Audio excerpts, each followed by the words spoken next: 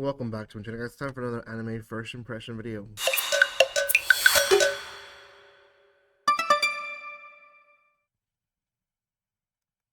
Welcome once again, guys. I am trying my best to still finish as many first impressions as I can. I still have quite a bit to release, but I'm catching up and catching up on all these already. This is going to be on the Two Perfect Saint, Tossed Aside by My Fiancé, and Sold to Another Kingdom. It's a long title. Pretty sure it's going to go by the Two Perfect Saint and not by the whole entire title that they give it in the light novel. But just it is what it is. Time of recording, there is 3 episodes already out. That's how late I am on this one. This is one that actually aired on the first week of the anime season, and I just never got to it. So yeah, 3 episodes already out. They're only subbed, only found in the US, at least in Crunchyroll, legally. I'm not sponsored by them, so you can find them anywhere else if you want, I guess. Um, but yes, that's the series for now. The series obviously comes, like I said, from a light novel, a novel series that has been releasing for a few years now, since I guess 2021, which it has 8 volumes already. And before then, there was a novel series, which I'm not sure what the difference between light novel and novel would be. But then the manga has been releasing as well. It has 6 volumes for itself, and yeah, it has a lot for it. So I'm very very excited to see what happens next in this series, to be honest. And I really hope they dub it, because this is one that I think that would do well dubbed, but I don't know. Before anything, guys, if you haven't done so by now, make sure you subscribe to my channel, give some love by commenting, liking, and sharing. You guys can follow me on social media by checking the description below. There is quite a bit of first impression videos already. There's more to come for sure.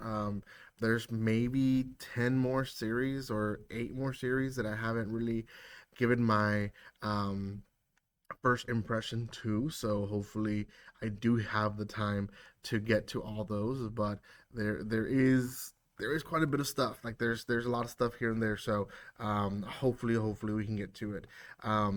Okay, let's talk about the series, the Two Perfect Saint. um it's a little bit of a sad story. I guess I'll start with that way, in the sense of, so in the world that they kind of make up, as it is a fantasy world at the end of the day, there is saints that essentially are used to protect the kingdoms in various ways.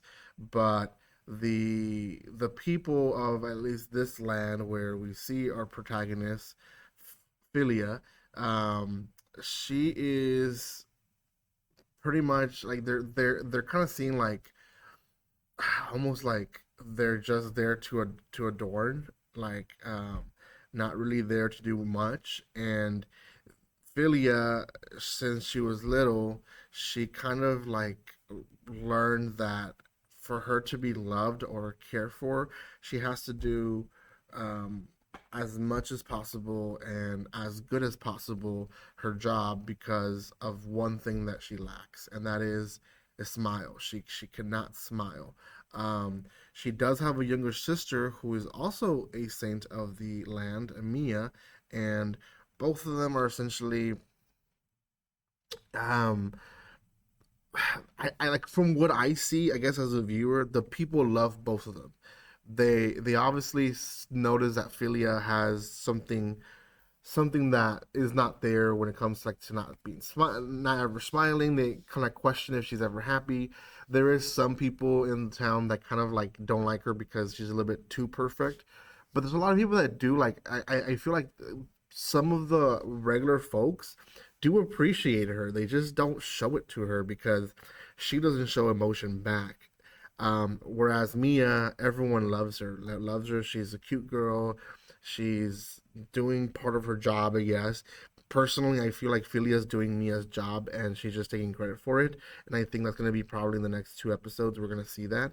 But for now, they say that Mia's doing her job, so on and so forth. So the crown prince, who is Philia's fiance at this point, makes this plot with Philia's parents, which is horrible, to basically take her off or remove her from being engaged to him, and basically move the arrangement down to Mia, the younger sister, who is beloved by everyone, and she should be okay with it because Philia, you're gonna say you're okay with it, right? And basically, they make it where they forcefully make her break the arrangement.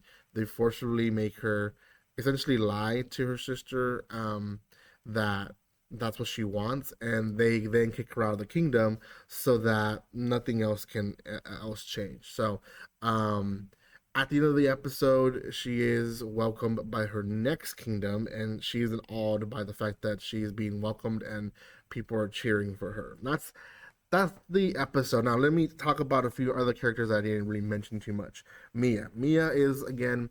At first, I thought that she was gonna be kind of like an evil sister, and kind of like be one of those, I guess, characters that's taking her for granted and taking advantage of her. But she really isn't. She's actually, honest to God, a good sister.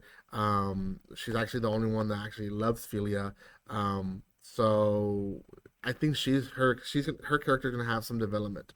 The parents, on the other hand, are jerks. They don't love her. We see flashbacks of her being little, and the parents basically worked her as a dog, and then they acted like she wasn't good enough, even though she did a really good job with her life and did everything that she had to. The only thing that she doesn't have is a smile. Like, come on, like you can deal with that. And then the other character that I mentioned is the prince from the other kingdom. He actually was in that kingdom getting information of Philia and who she is, and why do people dislike her, why people like her, why, what is the benefit of her as a saint. And really, like, he finds out that essentially the economy, the everything is gone up and is doing well for the kingdom because of Philia. So I feel that the kingdom is gonna basically fall down, which is kind of what I want to see. That's kind of why I want to see this series. I just want to see that kingdom of like jerks and annoying characters that took her for granted just fall apart, because she really was doing a big part for the kingdom.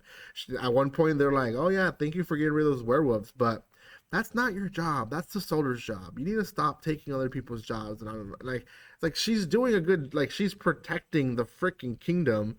She got rid of a herd of werewolves, and you're complaining about it. So, anyways, that's kind of where the series is at with how much they hate her in that kingdom. But I think that, like I said, the regular folk are gonna suffer because they did see the benefit of her. So. Oh well. Thank you guys so much for watching this. Let me know what you guys think in the comment section below. Out of 10, I'm going to put this one at a 7 out of 10, to be honest. I did not expect this one to be as good as it was. And maybe it's because I do like a good revenge story, but I don't know. 7, 6.5. I guess we'll go 6.75. Thank you guys so much for watching this. If you haven't done so by now, make sure you subscribe to my channel. Give some love by commenting, liking, and sharing. And I will see you guys next time. Like always, don't be strangers. See you guys.